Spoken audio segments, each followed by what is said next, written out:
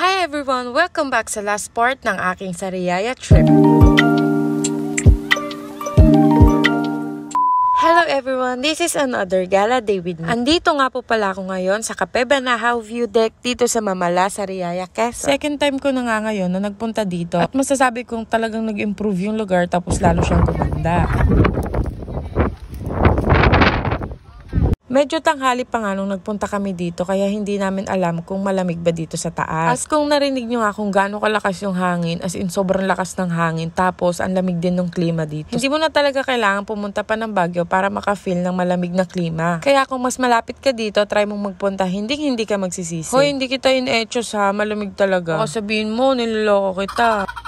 So mga bebe, yan nga, nagdaray akong maghalo-halo nitong pasulbot na to. Alam nyo ba tong pasulbot? Glutinous rice siya na may parang latek, para siyang kalamay. Pasulbot ang tawag nila dito sa Quezon. Comment down below nyo nga kung anong tawag sa inyo nito. After nga naming mag-ikot-ikot, nag-order na nga rin pala kami dito. Pakipost na lang yung video para makita at mabasa nyo ng ayos yung mga menu nila. Sobrang ganda nga rin pala dito. Hindi pala ganito to nung unang nagpunta ako. Ang laki ng in-improve niya talaga. Huwag kang mag-alala, kahit tirik ang araw, never kang papawisan dito. Huwag ka naman pinawisan ka pa sa lakas ng hangin at lamig. Ewan ko na lang talaga.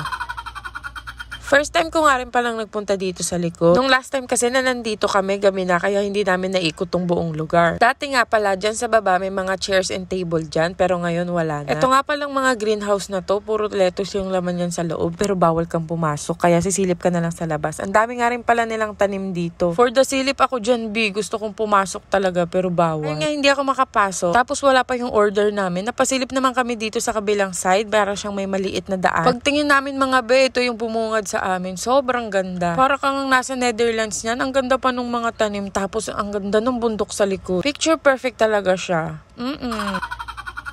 Huy, ang arte. Hindi man ako makapasok dun sa greenhouse nila sa baba. Dito naman sa taas, pwede kang kumain sa tabi ng mga lettuce. Ito palang mga lettuce na to, tinitinda rin nila dito. Pwede rin kayong pumesto dito kasi marami ring tables and chairs. Dumating na nga rin pala yung order namin. May mga nag-order ng burger, hotdog sandwich, tapos yung pangmaramihan na hab-hab na may parang tonkatsu sa ibabaw. And then yung masarap nilang lumpiang gulay. It's a must yan, kaya bumili kayo pag nagpunta dito. Tapos, ito nga pala yung mukha ng maalagang ina.